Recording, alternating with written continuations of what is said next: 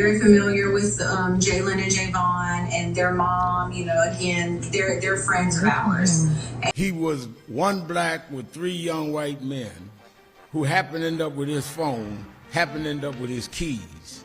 Then there's just too many questions. Hey, Nolan, well! Hey, Nolan, well! Hey, Nolan, hey, Nolan! Stop killing our children, son of a bitch. We don't care if you think you're rich. Ain't it amazing how people just migrated from Carmelo Anthony to Nolan Wells? Same people that miserably failed with Carmelo Anthony are pulling that same bullshit with Nolan Wells. Was there racial tension at this school? Ladies and gentlemen, it's time for the anomaly to cover Nolan Wells. So this was a young man, 18 years old, black male, who tragically drowned off of Horn Island near Mississippi. So this is such a sad story because obviously he's so young, athlete, appeared to be a good guy, like didn't really do much of anything wrong. Now, of course, there was some underage drinking going on, but I think, you know, everybody watching this channel probably knows that that is somewhat par for the course for a lot of people. This is the 4th of July celebration that just ended horrifically here. Now, for those of you guys who have never heard of this story before, because I know there's going to be a few of you at least, I'm going to go ahead and play a clip of that. Now, if you've already heard of it and you want to skip to the meat and potatoes of this story, then go ahead and skip 2 minutes ahead. Boat trip to Horn Island off the Mississippi Gulf Coast. But he didn't make the return trip with his friends that afternoon. His mother reported him missing around midnight. More than a day later, his body was found off the island. Investigators say they do not suspect foul play, but Wells' family and attorneys say the details are not adding up. Madison Scarpino has the latest from Atlanta. Madison. Yeah, John, so Nolan's parents say the things they're hearing about their son's disappearance and death do not make sense. Prominent civil rights attorney Ben Crump is now representing them. He's leading an independent investigation as he says Nolan's family have distrust in Mississippi law enforcement officials. Here they are at a press conference in New York yesterday. Crump says the family is not going to accept that Nolan accidentally drowned, as law enforcement has allegedly alluded to. They say their son was an athlete and a good swimmer. Here's Nolan's heartbroken mother. We just want to know. We just want to know what happened and why our baby didn't come home. This all comes after Nolan took a boat to Horn Island on the 4th of July with a group of friends and never returned. His disappearance prompting a big search before his body was found on Monday. And Nolan's family is saying there are a bunch of questions still about what happened. For example, the family says Nolan's friends had his phone after his mother tracked it down. They also had his keys, and his mother says it appears text and Snapchats on the phone had been deleted. All this after the friends say Nolan insisted on staying behind while they returned home on the boat, but Crump says that's not like him. We're talking about an 18-year-old kid. What teenager would leave their phone behind if they're going to stay on this island? What teenager wouldn't take their phone? And so it's not adding up. It's not adding up at all. So now the family and local investigators are asking anyone who may have been around Nolan on the 4th of July to send over any photos or videos that they may have. And we're also now seeing celebrities get involved with this case. You have a former NFL player, Colin Kaepernick, paying for an independent autopsy. And then actor Tyler Perry is paying for Nolan's funeral.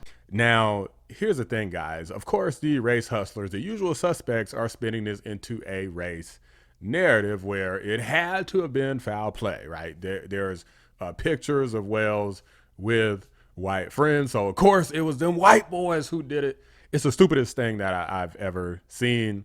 Then again, I see stupid stuff related to these race narratives all the time, even though there was literally some other black people there. It wasn't that many, but there were other black folks there. But because there's pictures floating around with Wells and like three white dudes, all of a sudden it's some sort of thing where the black kid was killed by the white boy. The evil white men strike again. It's just the dumbest thing ever.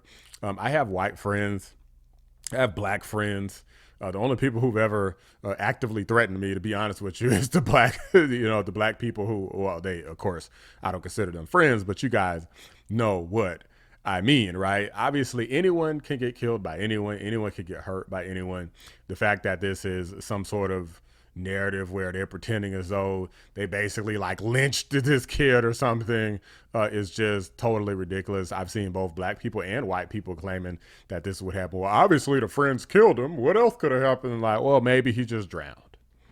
So I'm a little different than some of y'all. I was built different.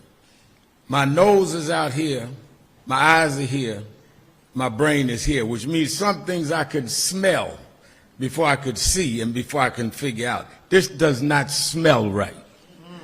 Let's be precise, because a kid is dead here. What's the actual evidence? Not a feeling, not a vibe. What is the evidence that anyone has produced that shows race had anything to do with this?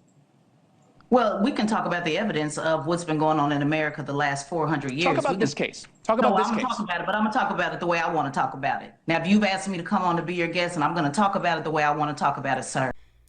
That is a thing. Like, tons of people drown every year. But guys, I want to go ahead and show you a clip of Nolan Wells' football coach. Okay, he's confirming that there wasn't really racial tensions going on in the school. Everybody pretty much got along just fine. Let's go ahead and react to it. By the way, guys, there's a new feature on YouTube where you can hype videos. So be sure to like the video, hype the video. It helps out a lot. Appreciate you. Was there racial tension at the school? I mean, you were certainly able to observe, and it's something people are talking about, you know, whether it's a factor at all or not. You know, was there racial tension at this school? No, I don't think it was no racial intention at the school. You know, from my experience, because you have, you know, predominant white school, you have black kids there, and they all, you know, played and grew up together and got along. Now, you know, some stuff might have happened that I didn't see, so you know, I can't speak wholeheartedly on it. But from what I did see, it was a tight knit community. You know what I mean?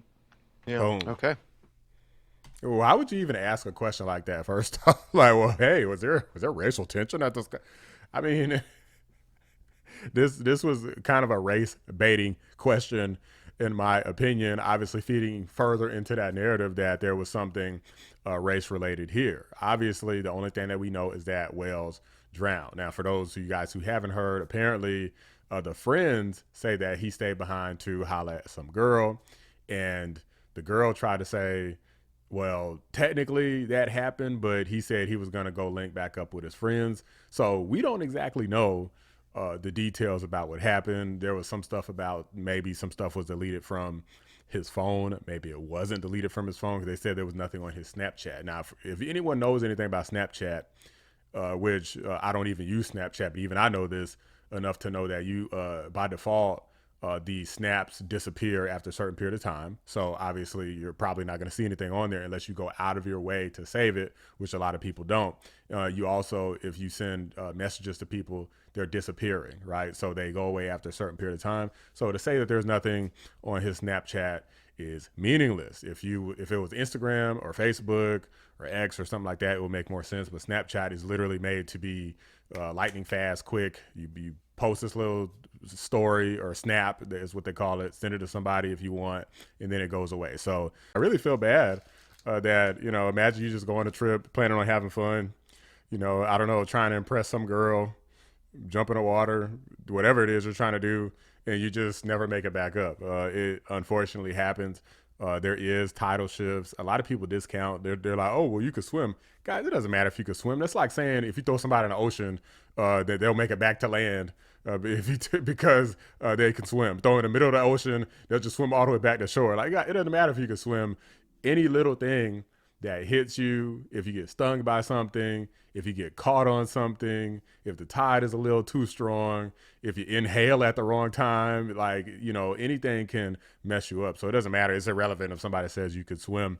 But guys, it's just unfortunate that this happened. And it's even more unfortunate that this young man's death is again being used by these race hustlers, by these grifters to perpetuate this narrative of racism when there's not even anything there. I've said before, and I'll say it again, the demand for racism in America is currently greater than the supply. So it's one of those things where people literally invent and make it up.